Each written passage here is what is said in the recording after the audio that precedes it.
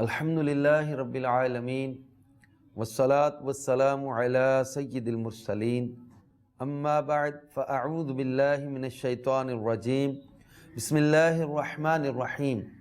الصلاة والسلام علیک یا رسول اللہ وعلی آلک واصحابک یا حبیب اللہ الصلاة والسلام علیک یا نبی اللہ وعلی آلک واصحابک یا نور اللہ۔ مدنی چینل کے ناظرین، ایک بار پھر سلسلہ لے کر حاضر ہیں شان خاتم الانبیاء صلی اللہ علیہ وآلہ وسلم۔ رسول پاک صلی اللہ علیہ وآلہ وسلم کا فرمان عالی شان ہے، الصلاۃ علی نور لکم یوم القیامت عند ظلمت الصراط، یعنی اے میری امت، تمہارا مجھ پر درود پڑھنا بروز قیامت پل صراط کے اندھیرے میں تمہارے لیے نور ہوگا۔ صلو علی الحبیب صلی اللہ تعالی علی محمد وعلی آلہ وصحبہ وبارک وسلم، صلاۃ و سلاما علیک یا رسول اللہ۔ مدنی چینل کے ناظرین، ہمارے کریم آقا صلی اللہ علیہ وآلہ وسلم کو اللہ تبارک و تعالی نے محبوب بھی بنایا، مالک و مختار بھی بنایا، اختیارات ایسے عطا کیے، تشریعی و تکوینی اختیارات کا مالک بنا دیا، جس کو جو چاہیں جب چاہیں جیسے چاہیں عطا فرماتے۔ اللہ تبارک و تعالیٰ کے خزانوں کے بھی مالک ہیں، زمین کے خزانوں کی چابیاں، آسمانوں کے خزانوں کی چابیاں اللہ نے اپنے حبیب علیہ الصلوۃ والسلام کو عطا فرما دی۔ مدنی چینل کے ناظرین، اہل مدینہ پہاڑ سے آنے والے پانی سے باغوں میں آبپاشی کرتے تھے۔ وہاں ایک انصاری کا حضرت زبیر رضی اللہ تعالیٰ عنہ سے کھیت کو پانی دینے کے معاملے پر تنازع ہو گیا۔ یہ معاملہ نبی کریم صلی اللہ علیہ وسلم کی بارگاہ میں پیش کیا گیا۔ سرکار صلی اللہ علیہ وسلم نے ارشاد فرمایا، زبیر تم اپنے باغ کو پانی دے کر اپنے پڑوسی کی طرف پانی چھوڑ دو۔ حضرت زبیر رضی اللہ تعالیٰ عنہ کو پہلے پانی کی اجازت اس لیے دی گئی کہ ان کا کھیت پہلے آتا تھا۔ اس کے باوجود سرکار صلی اللہ علیہ وسلم نے انصاری کے ساتھ بھی احسان کرنے کا فرما دیا، لیکن مجموعی فیصلہ انصاری کو ناگوار گزرا اور اس کی زبان سے یہ کلمہ نکلا کہ زبیر آپ کے پھپھی زاد بھائی ہیں،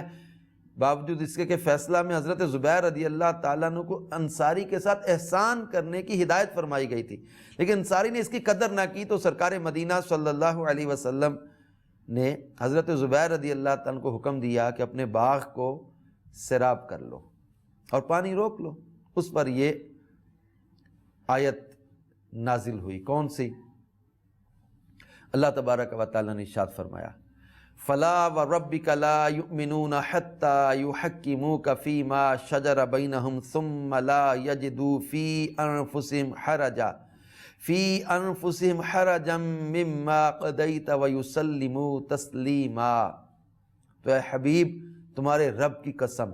یہ لوگ مسلمان نہ ہوں گے جب تک اپنے آپس کے جھگڑے میں تمہیں حاکم نہ بنا لیں، پھر جو کچھ تم حکم فرما دو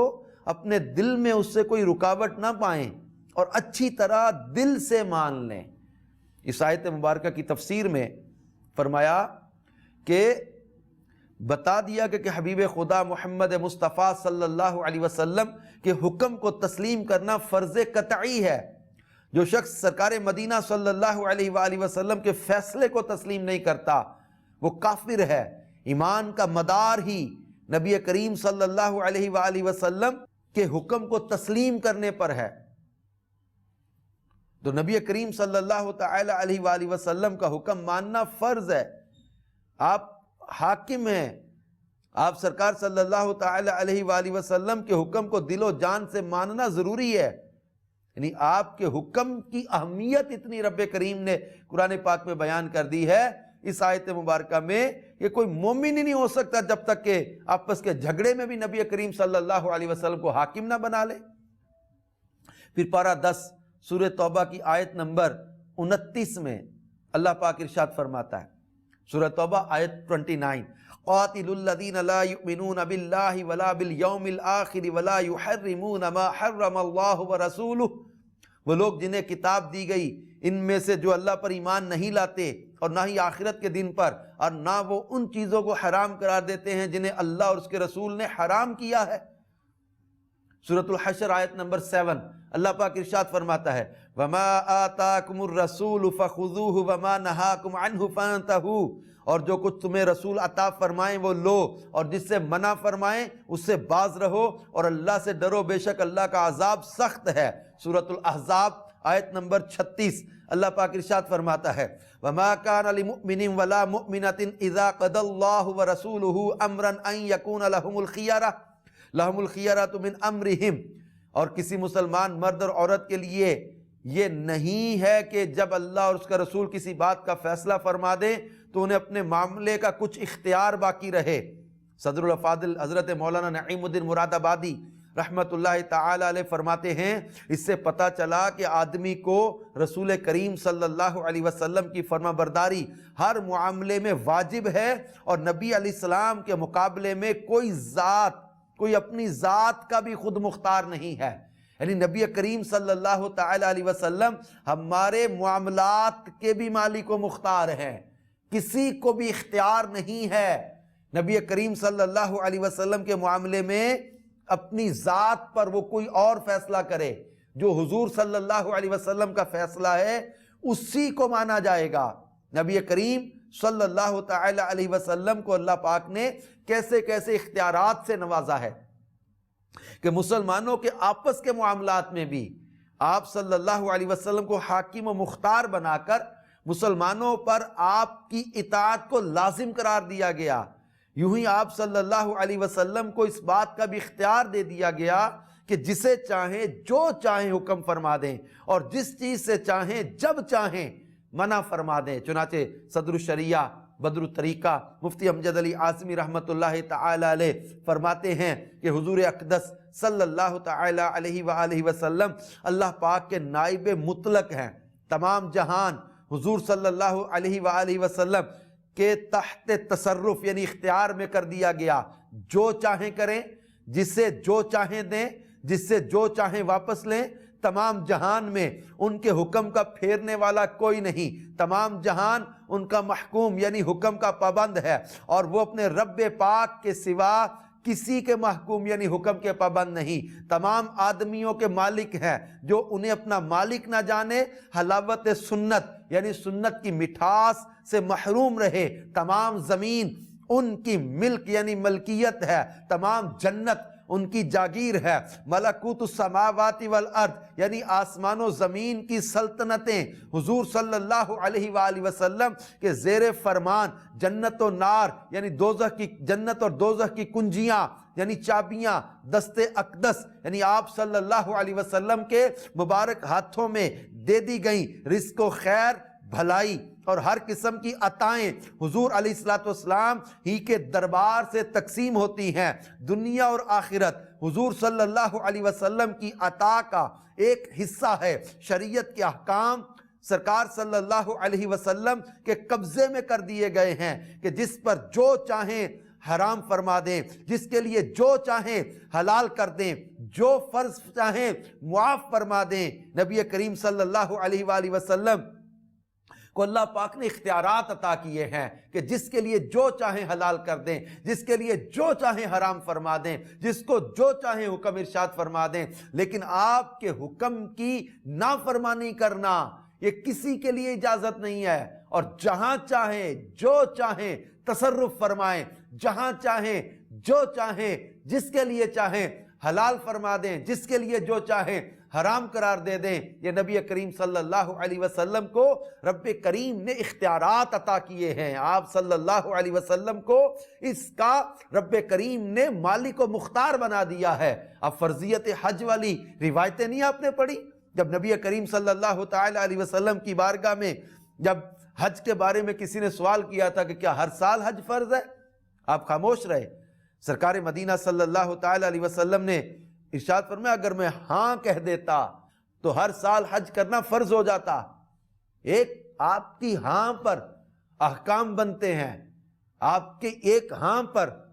حج ہر سال فرض ہو جاتا، اور زندگی میں چونکہ ایک ہی بار فرض ہے تو حضرت اقرا بن حابس رضی اللہ تعالیٰ عنہ سے ہر سال حج فرض ہونے کے بارے میں سوال کیا تو آپ صلی اللہ علیہ وسلم نے ارشاد فرمایا بل مرتن واحدتن فمن زاد فتطوع، یعنی ایک باری حج فرض ہے، جو ایک سے زائد کرے گا وہ نفلی ہوگا۔ اب نبی کریم صلی اللہ علیہ وسلم کی شان و عظمت اور اختیارات اور فکر امت کا بھی یہاں اندازہ لگائیں کہ ہر سال حج فرض کر دینے کا اختیار ہونے کے باوجود امت کو مشقت سے بچانے کے لیے آپ نے ہر سال حج فرض نہیں کیا، اور فرمایا کہ ہر سال کو فرض اگر میں کر دیتا تو تم کر نہ پاتے، اور آپ اگر ہاں کہہ دیتے تو ہر سال فرض ہو جاتا۔ بلکہ نبی کریم صلی اللہ تعالی علیہ وسلم نے کئی مقامات پر امت کی آسانیوں کا خیال فرمایا، اختیار بھی بتا دیا، مرتبہ بھی بتا دیا، اور شان بھی بتا دی، اور امت کی محبت کا ذکر بھی کر دیا۔ امت کی دشواری کا خیال کرتے، امت کی آسانی کی فکر کرتے، امت کو مشقت نہ آ جائے، امت کو تکلیف نہ آ جائے۔ آپ سرکار صلی اللہ علیہ وسلم اختیارات رکھتے ہیں، دل کر رہا ہے، اپنی خواہش کا بھی اظہار کر دیا، مگر وہاں پر کیا فرما دیا جب مسواک کا ذکر کیا؟ ارشاد فرمایا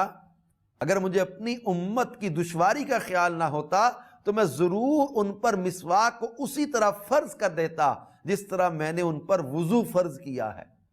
کہ نبی کریم صلی اللہ علیہ وسلم فرض کرتے ہیں چیزوں کو، جس کو چاہیں حرام کر دیں، جس کو چاہیں واجب قرار دے دیں، جس کو چاہیں منع کر دیں، جس کو چاہیں اجازت عطا کر دیں۔ یہ امت کی یا دشواری کا خیال نہ ہوتا فرماتے ہیں تو میں مسواک ان پر فرض کر دیتا۔ بلکہ ایک مقام پہ ارشاد فرمایا لولا ان اشق علی امتی لامرتهم ان یؤخروا العشاء الى ثلث اللیل او نصفہ۔ فرمایا اگر مجھے اپنی امت کی مشقت کا خیال نہ ہوتا تو میں عشاء کی نماز کو تہائی یا آدھی رات تک مؤخر کرنے کا ضرور حکم دیتا۔ اور ایک مقام پہ ارشاد فرمایا ولولا ضعف الضعیف وسقم السقیم لأخرت هذه الصلاة الى شطر اللیل۔ اگر بوڑھوں کی کمزوری اور مریضوں کی بیماری کا خیال نہ ہوتا تو اس نماز یعنی نماز عشاء کو آدھی رات تک ضرور مؤخر کر دیتا۔ اب یہاں نبی کریم صلی اللہ علیہ وآلہ وسلم کے اختیارات کا بھی پتہ چل رہا ہے کہ عشاء کی نماز کے وقت میں اگر آپ تبدیلی فرما دیتے کہ تہائی یا نصف رات سے پہلے نماز عشاء پڑھنا جائز ہی نہ ہوتا، اور اسی طرح وضو میں مسواک کو اگر آپ فرض فرما دیتے کہ بغیر مسواک نماز ہی نہیں ہوتی، مگر امت کی آسانی کی وجہ سے ایسا نہ فرمایا۔ آپ دیکھیں کہ امت کی آسانی کو ملحوظ رکھتے ہیں۔ تو نبی کریم صلی اللہ علیہ وآلہ وسلم کا امت کے ساتھ پیار بھی نظر آ رہا ہے، اور نبی کریم صلی اللہ علیہ وسلم کا اختیار بھی نظر آ رہا ہے۔ ام المومنین حضرت سیدتنا بی بی عائشہ صدیقہ رضی اللہ تعالی عنہا سے مروی ہے ان النبی صلی اللہ تعالی علیہ وسلم کان اذا دخل بیتہ بدأ بالسواک، کہ نبی کریم صلی اللہ علیہ وآلہ وسلم جب بھی مکان عالی شان میں تشریف لاتے سب سے پہلے مسواک ہی کیا کرتے۔ مسواک سے اتنی محبت، مگر امت کے لیے آسانی کو سوچا اور مسواک کو فرض نہیں کیا۔ عشاء تہائی رات تک فرض کرنا چاہتے نہیں کی، امت کی دشواری کا خیال آ گیا، اختیار دیکھ کے۔ اور پھر نبی کریم صلی اللہ علیہ وسلم نے فتح مکہ کے دن حرم مکہ کی گھاس وغیرہ کاٹنے کی حرمت کو بیان کرنے کے بعد فتح مکہ کے موقع پر آپ نے حرمت کو بیان کیا کہ مکے کی حرم مکہ کی گھاس بھی نہیں کاٹی جائے گی۔ تو حضرت عباس رضی اللہ تعالیٰ عنہ نے عرض کی یا رسول اللہ صلی اللہ علیہ وسلم صحابہ کرام کی ضرورتوں کی وجہ سے حرم شریف سے اذخر نامی گھاس کاٹنے کو حلال و جائز کر دیں۔ تو نبی کریم صلی اللہ تعالی علیہ وسلم نے ارشاد فرمایا ان اللہ حرم مکہ، بے شک اللہ پاک نے مکہ شریف کو حرم عزت و احترام والا بنایا ہے، لہٰذا نہ یہاں کی گھاس اکھیڑی جائے نہ یہاں کا درخت کاٹا جائے، کہ یہ سب کام حرم مکہ میں حرام و ممنوع ہے۔ حضرت عباس رضی اللہ تعالیٰ عنہ عرض کی الا الاذخر لساغتنا وَلِسُقُفِ بُيُوتِنَا، سوائے اذکر گھاس کے، کیونکہ وہ ہمارے سناروں اور ہمارے گھروں کی چھتوں کے لیے بہت کام آتی ہے۔ تو نبی کریم صلی اللہ علیہ وسلم نے فرمایا اِلَّا الْإِذْخِرْ، سوائے اذکر گھاس کے، یعنی یہ نبی کریم صلی اللہ علیہ وسلم نے حرم مکہ کے تمام درخت اور گھاس کا حرمت کو بیان کیا، پھر جب اجازت دی تو حذکر گھاس کو الگ کر دیا۔ یہ نبی کریم صلی اللہ علیہ وآلہ وسلم کا اختیار ہے کہ آپ نے اس حکم میں تبدیلی بیان فرما دی۔ بلکہ وہ مشہور روایت آپ کو یاد ہوگی کہ ایک صحابی رضی اللہ تعالیٰ عنہ جنہوں نے روزہ توڑ لیا تھا، اب انہوں نے بارگاہ رسالت صلی اللہ علیہ وسلم میں عرض کی، آقا میں ہلاک ہو گیا۔ آپ نے فرمایا تمہیں کس چیز نے ہلاکت میں ڈالا؟ عرض کی میں رمضان میں اپنی زوجہ کے پاس گیا اور صحبت کر بیٹھا۔ یہ بخاری شریف میں، مسلم شریف میں اور دیگر حدیث کی کتابوں میں یہ واقعہ ملتا ہے۔ تو یہ روزہ ٹوٹ گیا تو نبی کریم صلی اللہ علیہ وسلم نے فرمایا کیا غلام آزاد کر سکتے ہو؟ عرض کی نہیں۔ فرمایا کیا لگاتار 2 مہینے کے روزے رکھ سکتے ہو؟ عرض کی نہیں۔ فرمایا کیا 60 مسکینوں کو کھانا کھلا سکتے ہو؟ عرض کی نہیں۔ اتنے میں خدمت اقدس میں کھجور لائے گئے۔ نبی کریم صلی اللہ علیہ وسلم نے شخص سے فرمایا انہیں خیرات کر دو۔ عرض کی یا رسول اللہ صلی اللہ علیہ وسلم کیا اپنے سے زیادہ کسی محتاج پر خیرات کرنی ہے؟ مدینہ پاک میں میرے گھر سے زیادہ محتاج بھی کوئی نہیں۔ راوی کہتے فضحک النبی صلی اللہ علیہ وآلہ وسلم حتی بدت نواجذہ وقال اذهب فاطعمہ اہلک، یعنی نبی پاک صلی اللہ علیہ وسلم یہ سن کر مسکرائے یہاں تک کہ دندان مبارک ظاہر ہوئے اور فرمایا جاؤ یہ کھجوریں اپنے گھر والوں کو کھلا دو۔ اعلیٰ حضرت امام اہل سنت فتاوی رضویہ شریف میں اس حدیث پاک کو نقل کرنے کے بعد مدینہ کے سلطان رحمت عالمیان صلی اللہ علیہ وآلہ وسلم کی عظمت و شان کو بیان کرتے ہوئے فرماتے ہیں مسلمانوں گناہ کا ایسا کفارہ کسی نے بھی نہ سنا ہوگا کہ روزہ توڑنے پر 2.25 من خرمے یعنی کھجوریں بارگاہ سرکار صلی اللہ علیہ وسلم سے عطا ہوتے ہیں، خود کھا لو کفارہ ہو گیا۔ واللہ یہ محمد الرسول اللہ صلی اللہ علیہ وآلہ وسلم کی بارگاہ رحمت ہے کہ سزا کو انعام سے بدل دے۔ مزید فرماتے ہیں کہ ان کی ایک نگاہ کرم کبائر یعنی کبیرہ گناہوں کو حسنات یعنی نیکیوں میں تبدیل کر دیتی ہے۔ جب تو ارحم الراحمین نے گناہگاروں، خطاواروں، تباہ کاروں کو ان کا دروازہ بتایا کہ وَلَوْ أَنَّهُمْ إِذْ ظَلَمُوا أَنفُسَهُمْ جَاءُوكَ، یعنی گناہگار تیرے دربار میں حاضر ہو کر معافی چاہیں اور تو شفاعت فرمائے تو خدا کو توبہ قبول کرنے والا مہربان پائیں۔ تو یہ نبی کریم صلی اللہ علیہ وسلم کی شان مبارک ہے، آپ کے اختیارات کی عظمت کا عالم یہ ہے کہ اس صحابی کی جو سزا کو انعام میں بدل دیا، یعنی وہ آئے تو ہلاکت کا ذکر کر رہے تھے اور نبی کریم صلی اللہ علیہ وسلم نے ان کے روزے کے کفارے کو کس طرح جو ہے وہ انعام میں بدل دیا کہ یہ کھجوریں لے جاؤ تم کھا لو، گھر والوں کو کھلا دو، تمہارا کفارہ ادا ہو گیا۔ محبوب کیا مالک و مختار بنایا۔ اللہ تبارک و تعالی نے اختیارات کا مالک بنایا ہے ہمارے کریم آقا صلی اللہ علیہ وسلم کو کہ جس کے لیے جو چاہے حکم فرما دے۔ اب اور کسی کو اجازت نہیں ہے کہ کسی کے روزے کے کفارے میں اس طرح اس کی کھجوریں اس کو کھلا کے کفارہ ادا کروا دے۔ یہ اختیار تھا نبی آخر الزمان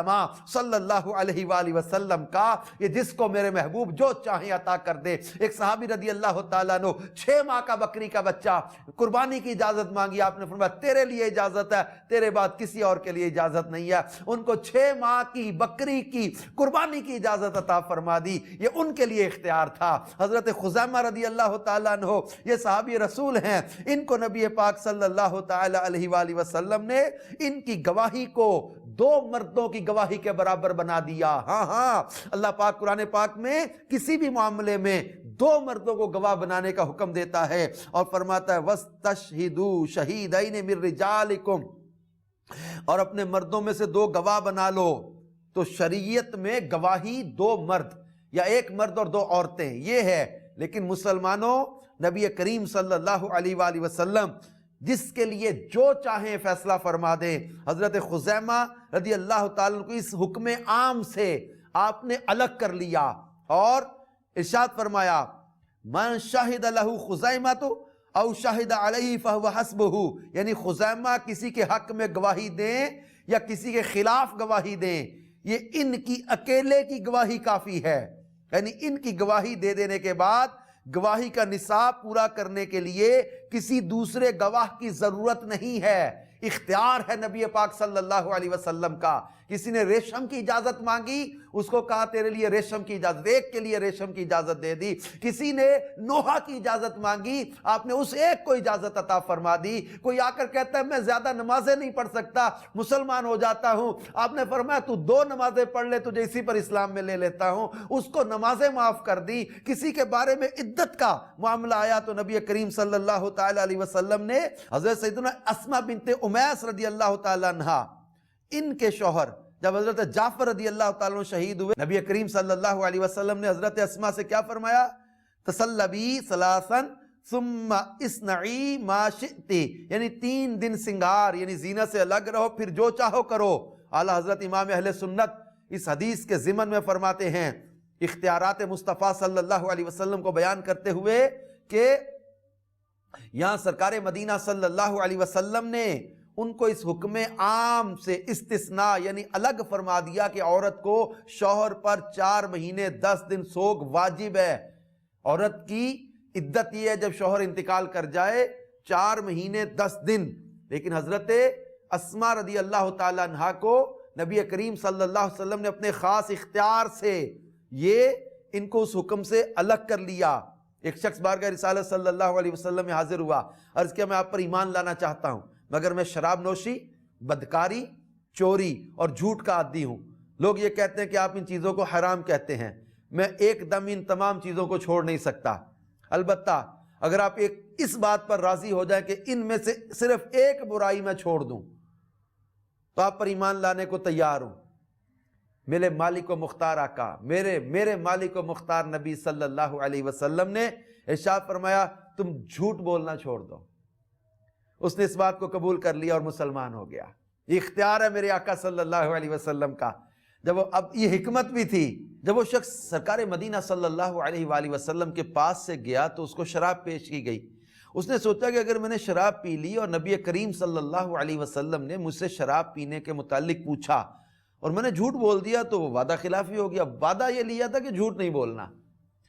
اور اگر میں نے سچ بولا تو پھر شراب کی تو حد ہے، لہذا پھر اس نے شراب بھی نہیں پی، چھوڑ دی شراب۔ پھر اسے کہیں بدکاری کا موقع میسر آیا تو اس کے دل میں پھر یہی خیال آیا کہ اگر نبی کریم صلی اللہ علیہ وسلم نے پوچھا تو میں نے تو سچ بولنا ہے، جھوٹ تو میں نے وعدہ کیا نہیں بولنا۔ اب وہ بدکاری سے بھی باز آ گیا، اور اسی طرح چوری کا معاملہ ہوا تو پھر وہ بارگاہ رسالت صلی اللہ علیہ وسلم میں حاضر ہوا، عرض کرنے لگا یا رسول اللہ صلی اللہ علیہ وسلم، آپ نے بہت اچھا کیا کہ مجھے جھوٹ بولنے سے روک دیا، اور اس نے مجھ پر تمام گناہوں کے دروازے بند کر دیے۔ اس کے بعد وہ شخص تمام گناہوں سے تائب ہو گیا۔ اس طرح کے بہت سارے اختیارات اور واقعات کتابوں میں ملتے ہیں۔ اعلیٰ حضرت امام اہل سنت نے پوری ایک کتاب اس موضوع پر لکھی ہے، نبی کریم صلی اللہ علیہ وسلم کے اختیارات، آپ کی سلطنت، آپ کی شان، آپ کے ان جو ہے وہ اختیارات کے موضوع پر محدثین نے پورے ابواب بیان کیے ہیں، کتابیں لکھی گئی ہیں کہ نبی پاک صلی اللہ علیہ وسلم جب وہ میدان عرفات سے چلے مزدلفہ کی طرف، اب نبی کریم صلی اللہ علیہ وسلم سورج ڈوبنے تک وہاں رہے، سورج ڈوب گیا، وہاں سے مزدلفہ کی طرف چلے گئے اور مغرب اور عشاء وہاں ملا کے پڑھی۔ نبی کریم صلی اللہ علیہ وسلم کا یہ اختیار ہے، کیونکہ اللہ پاک کا تو ویسے قرآن میں فرمان ہے کہ نماز ایمان والوں پر ان الصلاۃ کانت علی المؤمنین کتابا موقوتا، وقت باندھے ہوئے کے اندر نماز پڑھنا، وقت مقررہ کے اندر نماز کی شرط ہے نماز کا وقت ہونا، لیکن یہ اختیار تھا نبی پاک صلی اللہ علیہ وسلم کا کہ آپ نے مغرب کو جا کے مزدلفہ میں ادا کیا۔ اب حاجی رات 10 بجے پہنچے، 12 بجے پہنچے، 1 بجے پہنچے، جب مزدلفہ میں پہنچے گا تو وہ وہاں مغرب کے ساتھ عشاء ملا کے پڑھے گا۔ اب اس کی نماز ادا ہے، قضا نہیں ہے۔ یہ نبی پاک صلی اللہ علیہ وسلم کا اختیار ہے کہ مغرب کو وہاں جا کے ادا کیا تو اب زندگی میں جس نے کبھی نماز قضا نہیں کی ہے، نماز کا وقت گزار کے نہیں پڑھی ہے، قضا وہاں بھی نہیں ہے مگر وہاں وقت گزارا جائے گا، مغرب کے وقت میں ادا نہیں کی جا رہی، مغرب عرفات کے میدان میں ادا نہیں کی جا رہی، مغرب مزدلفہ میں جا کے ادا کی جا رہی ہے، کوئی رات 2 بجے ادا کر رہا ہے، کوئی رات 1 بجے جا کے ادا کر رہا ہے۔ یہ اختیار ہے نبی پاک صلی اللہ علیہ وسلم کا جو نظر آتا ہے۔ اس طرح کے بہت سارے واقعات کو شیخ عبدالحق محدث دہلوی رحمۃ اللہ تعالی علیہ نے بیان کرنے کے بعد ارشاد فرمایا کہ صحیح اور مختار مذہب یہی ہے کہ احکام حضور صلی اللہ علیہ وآلہ وسلم کے سپرد ہیں، جس پر جو چاہیں حکم کریں، ایک کام ایک پر حرام کرتے ہیں اور دوسرے پر مباح یعنی جائز قرار دے دیتے ہیں۔ مزید شیخ عبدالحق محدث دہلوی فرماتے ہیں اللہ پاک نے شریعت مقرر کر کے ساری کی ساری اپنے پیارے حبیب صلی اللہ علیہ وسلم کے حوالے کر دی کہ اس میں جس طرح چاہیں تبدیلی اور اضافہ فرمائیں، لہٰذا ہمیں چاہیے کہ نبی کریم صلی اللہ علیہ وسلم کے دیگر فضائل و کمالات پر کامل یقین اور ایمان رکھنے کے ساتھ ساتھ آپ کے اختیارات پر بھی ایمان لائیں، اور اس قسم کے خیالات کو اپنے ذہنوں میں ہرگز جگہ نہ دیں کہ جس چیز کو قرآن کریم میں حلال بیان کیا گیا صرف وہی حلال، اور جس کو قرآن میں حرام کیا گیا صرف وہی حرام، بلکہ یہ ایمان ہونا چاہیے کہ نبیوں کے سردار، عالم کے مالک و مختار صلی اللہ علیہ وآلہ وسلم کے فرامین اور احادیث بھی کسی چیز کو حلال و حرام قرار دینے میں قرآن پاک ہی کی طرح دلیل ہیں، جیسا کہ نبی پاک صلی اللہ علیہ وسلم نے خود اپنے اختیارات پر اعتراض کرنے والوں کے بارے میں خبردار کرتے ہوئے ارشاد فرمایا تھا ممکن ہے کہ کوئی شخص اپنے تخت پر ٹیک لگا کر بیٹھے اور میری حدیث میں سے کوئی حدیث بیان کرنے کے بعد یہ کہے ہمارے تمہارے درمیان اللہ پاک کی کتاب قرآن موجود ہے، ہمیں اس میں جو چیز حلال ملے گی صرف اسی کو حلال اور جو چیز حرام ملے گی صرف اسی کو حرام جانیں گے۔ پھر ارشاد فرمایا لا وَإِنَّ مَا حَرَّمَ رسول اللہ صلی اللہ علیہ وسلم مثل ما حرم اللہ، فرمایا یعنی خبردار جس چیز کو اللہ کا رسول حرام کر دے وہ بھی اللہ کی طرف سے حرام کردہ کی طرح حرام ہے۔ تو یہ نبی کریم صلی اللہ علیہ وسلم کو اللہ پاک نے مالک و مختار بنایا ہے، اختیارات کا مالک بنایا ہے، احکام بھی آپ کے تابع ہیں، جس کو جو چاہیں جیسے چاہیں اجازت عطا فرما دیں، جس کے لیے جو چاہیں منع فرما دیں۔ یہ رب کریم کے دربار میں نبی کریم صلی اللہ علیہ وسلم کا مرتبہ بھی ہے، مقام بھی ہے۔ کنجی تمہیں دی اپنے خزانوں کی خدا نے، محبوب کیا مالک و مختار بنایا۔ بلکہ کیا خوب کہتے ہیں نا جب وہ مفتی اعظم ہند، جو چاہیں گے جسے چاہیں گے یہ اسے دیں گے، کریم ہیں یہ خزانے لوٹانے آئے ہیں، انہیں خدا نے کیا اپنے ملک کا مالک، انہی کے قبضے میں رب کے خزانے آئے ہیں، سنو گے لانا زبان کریم سے نوری، یہ فیض و جود کے دریا بہانے آئے ہیں۔ اللہ پاک ہمیں اپنے ہر معاملے میں نبی کریم صلی اللہ علیہ وآلہ وسلم کو اپنا آقا و مولا تسلیم کرنے کی توفیق عطا فرمائے۔ آمین بجاہ النبی الامین صلی اللہ تعالی علیہ وآلہ وسلم۔